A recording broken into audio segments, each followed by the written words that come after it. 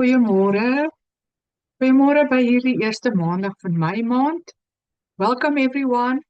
Today we are not just praying about South Africa, we are standing in the gap for the nation.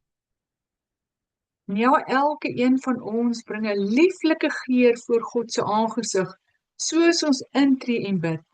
En wie weet, dalk is dit net jou gebed wat die wierookbak vol maak sodat dit omkantel en God se vuur en antwoord word uitgegiet op die aarde. Jy's welkom om saam te bid. En kan ek jou vra om jou kommentaar of gebede hieronder in te sit? Dis lekker as jy interaktief is saam met ons bid. As we start, can I ask you to align your heart with God's heart? Life happens, and many times we don't realize when we drifted off. So, Father God, we bring you the praise and the honor. We are your people, and you are our God, and you are worthy of our praise. And we exalt your name high and above all else. And we repent, Lord, where we drifted off and tried to live this life in our own strength. And we need your help.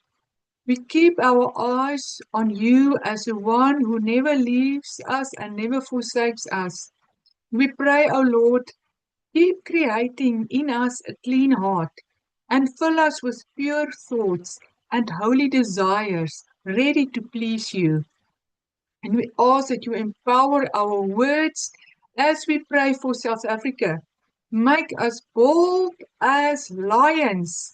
Give us strength to be persistent in pursuing you in our prayers for this nation. Amen. So today we are going to pray for restoration of righteous governance in this nation.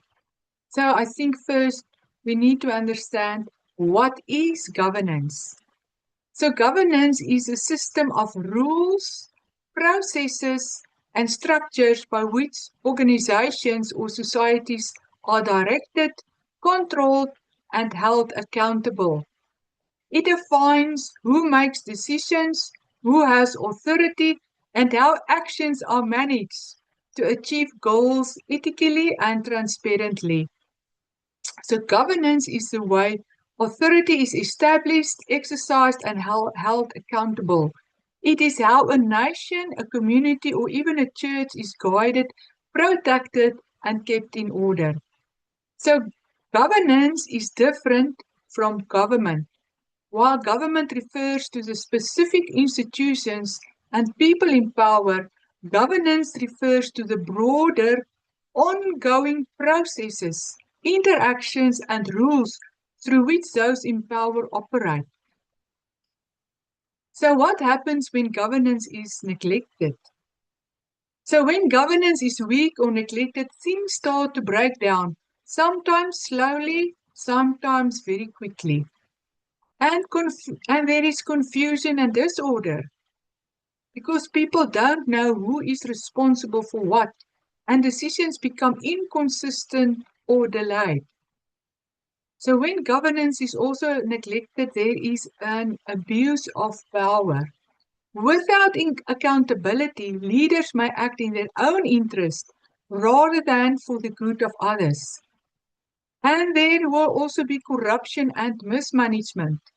Resources can be wasted, misused, or stolen because there are no proper controls.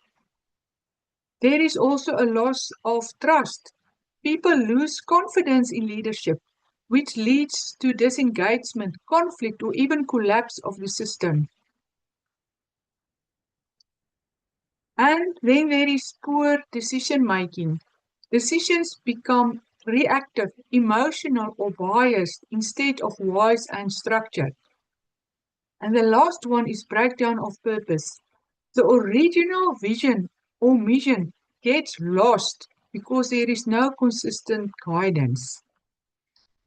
So a simple way that I can explain governance is it is like the steering system of a car. The engine that is, the people and resources, may be strong, but without the steering is a governance. The car cannot stay on the road. It will eventually crash. So wat dink jy? Is Suid-Afrika al hier? Die Afrikaanse woord vir governance is bestuur. Ons sien oral in Suid-Afrika dat dinge nie reg funksioneer nie, omdat dit nie reg bestuur word nie. So kom ons gaan kyk gou na bestuur, na governance in die Bybel. In the Bible, governance does not begin with people. It begins with God. He is the ultimate ruler, and all authority flows from him. In die skrif gaan bestuur nooit net oor beheer nie. Dit gaan oor rentmeesterskap onder God se gesag. God is the ultimate governor. The Bible presents God as the highest authority. That is in Psalm 103 verse 19. The Lord has established his throne in heavens, and his kingdom rules over all. This means all human governance is meant to reflect his character. It is justice, righteousness and truth. So daar is sekere Bybelse beginsels van bestuur wat ek met julle wil deel. Governance brings, number 1, order and structure. In Exodus 18, Moses appoints leaders over thousands, hundreds, fifties and tens. So the governance prevents burnout and chaos. The second one is accountability. In Proverbs 11 verse 14, in the multitude of counselors there is safety. No one should lead alone without input. And then that person should be accountable for their leadership. The third one is integrity and character. Leaders must be trustworthy, and that is in 1 Timothy 3. So governance is not just systems, it is who leads. And the fourth one is justice and fairness. Micah 6 verse 8. Act justly, love mercy, and walk humbly. Governance must protect people, not exploit them. So good governance reflects God's nature. It will establish justice, and it will protect the people. It will bring order and stability. So we can then ask, what happens when governance is neglected? And the Bible is very honest about this. In Judges 21 verse 25 says, everyone did what was right in their own eyes. This is a result of no governance. Justice fails, leadership becomes corrupt, people suffer, and confusion increases. So when governance is weak in a nation, corruption increases, service delivery fails, truth and trust in leadership collapses, and inequality grows. Systems exist, but when accountability fails, the system breaks down. So kom ons bring dit na ons toe waar ons hier in Suid-Afrika is. En hier dink ek nou spesifiek aan die Madlanka Kommissie wat duidelik blootlê wat gebeur wanneer daar swak of geen bestuur meer is van 'n staatsinstelling nie. They exposed how state institutions were weakened, politicized, and left vulnerable to capture. And here are some of the outcomes of the Madlanka Commission. The case involving Senzo Mshunu highlights a clear pattern of governance failure in KwaZulu-Natal. So when a specialized unit like the Political Killings Task Team is disbanded by political decision without proper consultation, and critical case dockets are removed and left untouched, it shows how governance can directly weaken justice. Operational policing is meant to serve law enforcement needs, not political interest. The case involving Dumisani Khumalo exposes what happens when governance collapses at a deep level. So when governance fails, it's not just corruption. It opens the door for criminal power to take root inside the state itself. So in Gauteng, the so-called Big Five cartel shows how law enforcement can be manipulated, justice can be delayed or blocked, and criminal networks can operate with protection.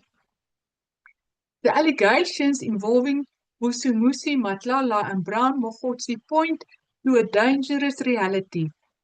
Systems meant to fight crime can be turned into tools that protect it.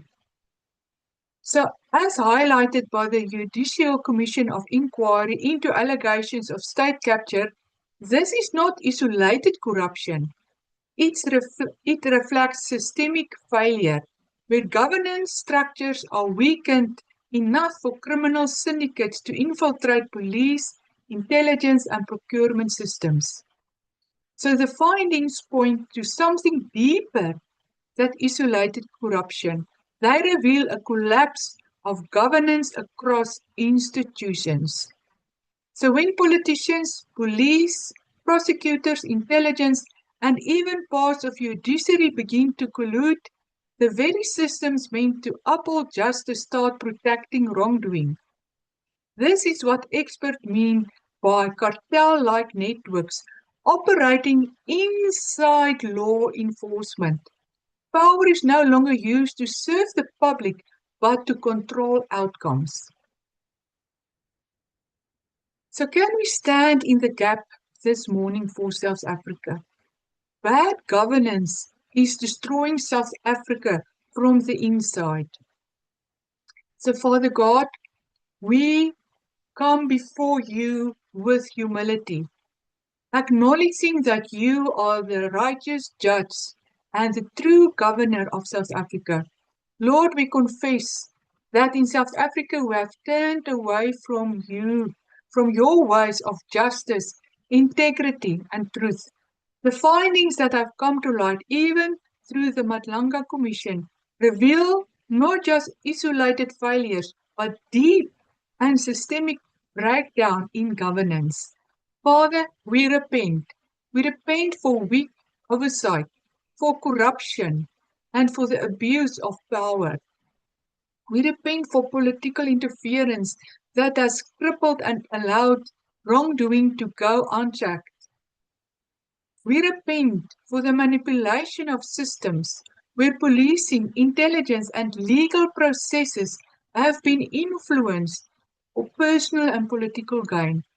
Lord, we acknowledge that when governance fails, people suffer. Justice is delayed, truth is suppressed, and the vulnerable are left unprotected. Forgive us, Lord. Forgive leaders who have acted outside of righteousness.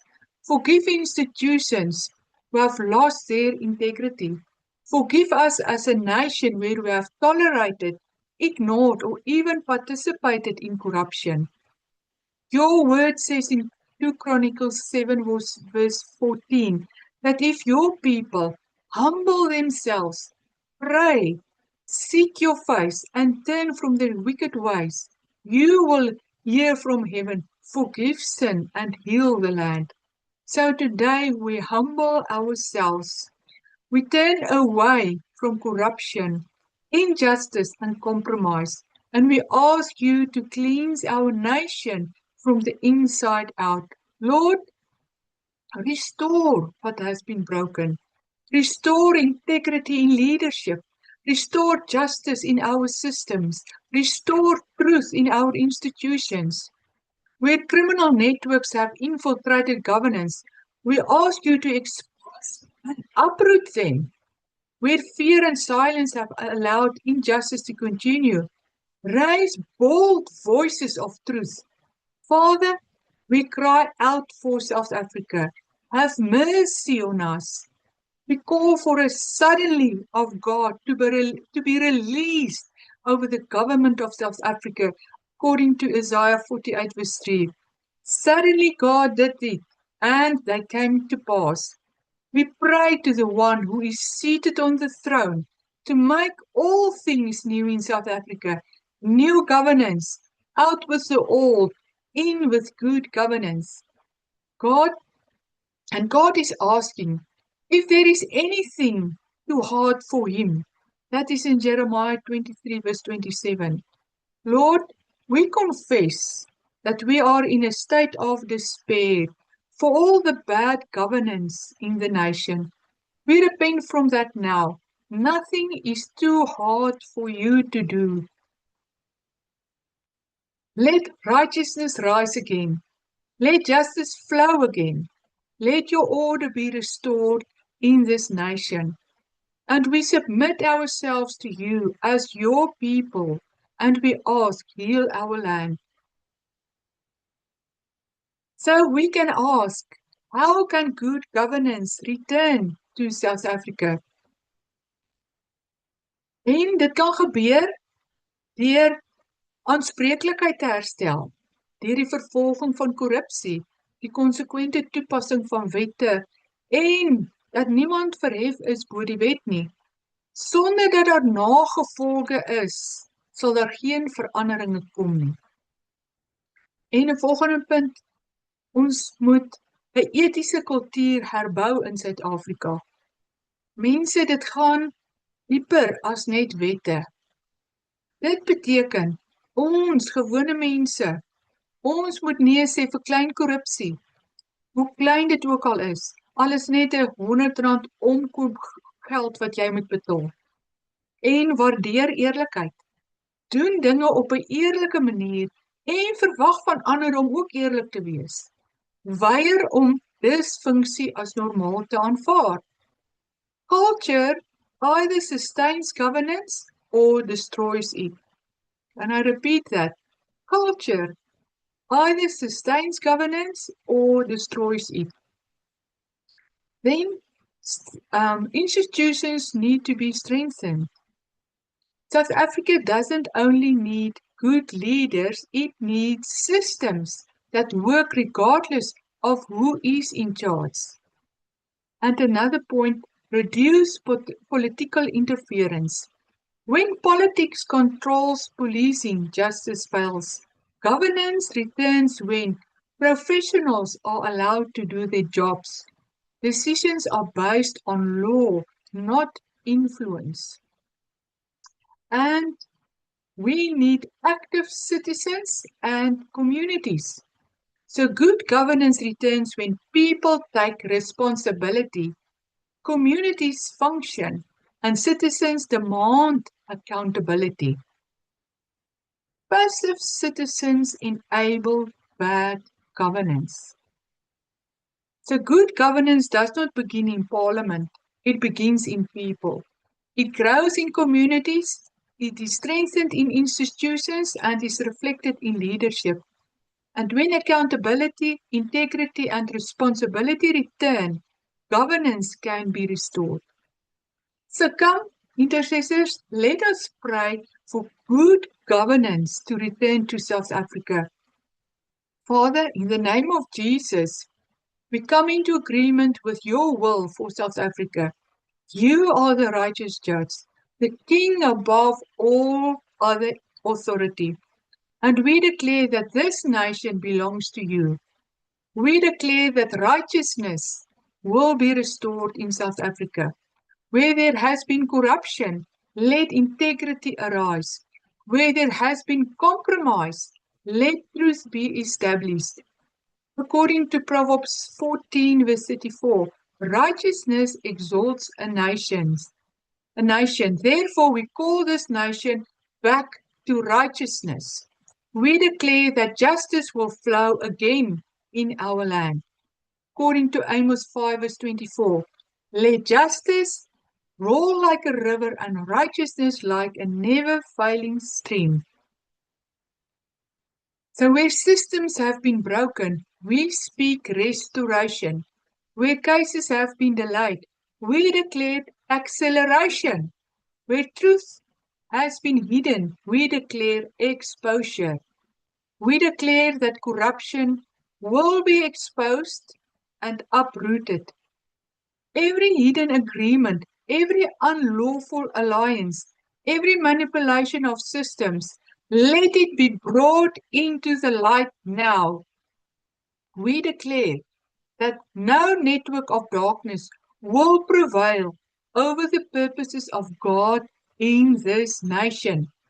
We declare that leaders of integrity will rise, men and women who fear God, who will not be controlled by political pressure, who will govern with justice, wisdom, and courage.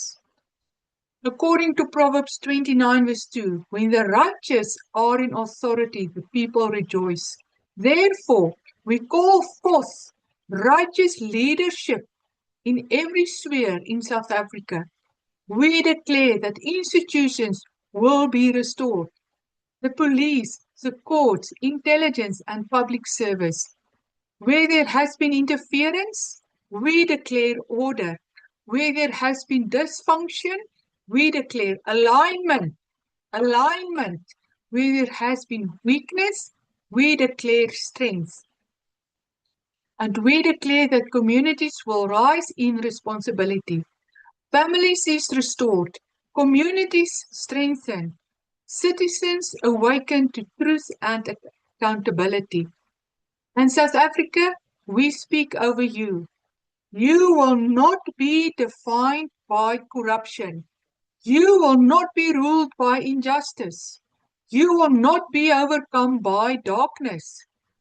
You will be restored. You will be renewed.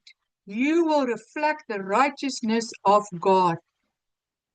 And we declare God's order is being restored. God's justice is being established. And God's purposes will stand in South Africa. In Jesus' name, amen. En dan wil ek vandag se gebed afsluit met die volgende. Maar ek het jou samewerking nodig. Kan jy die volgende oor jouself verklaar? Ek verklaar. Ek sal nee sê vir klein korrupsie. Ek sal nie kompromieer maak nie, selfs in die kleinste dinge. Ek kies integriteit in alles wat ek doen. Lukas 16 vers 10 sê, wie in die kleinste getrou is ook in die grootste getrou. Ek wil jou net aanmoedig, julle wat saam met ons luister vandag. Luister weer na hierdie verklarings en verklaar dit saam, sê dit oor jou. Ek verklaar, ek waardeer eerlikheid weer. Ek kies waarheid in my woorde, my dade en my verhoudings. Ek sal betroubaar wees in die openbaar en in die geheim.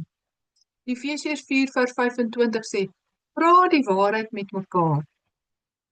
I declare, I refuse to normalize dysfunction. What is wrong? I will not call right. I will not adjust to broken systems. I will stand for what is right. Romans 12 verse 2 says, do not conform to the pattern of this world, but be transformed. I declare, and I want you to declare this with me, I am a person of integrity. I will not be influenced by pressure, culture, or personal gain. I choose righteousness over profit. Proverbs 21 verse 3 says, to do what is right and just is more acceptable to the Lord than sacrifice. So ek verklaar, deur my lewe sal ek veranderinge bring. Waar daar korrupsie is, sal ek vir waarheid staan. Waar daar kompromie is, sal ek vir geregtigheid staan. Laat jou lig so skyn voor die mense. So ons sê dankie Here God vir hierdie oomblikke wat ons kon saam bid vandag en ons seën elke gebed en verklaring in Jesus naam. En vir jou wat saam met ons gebid het vandag, ek seën jou. Mag jy lig wees in donker plekke en mag jy 'n draer wees van God se karakter in hierdie land. Totsiens.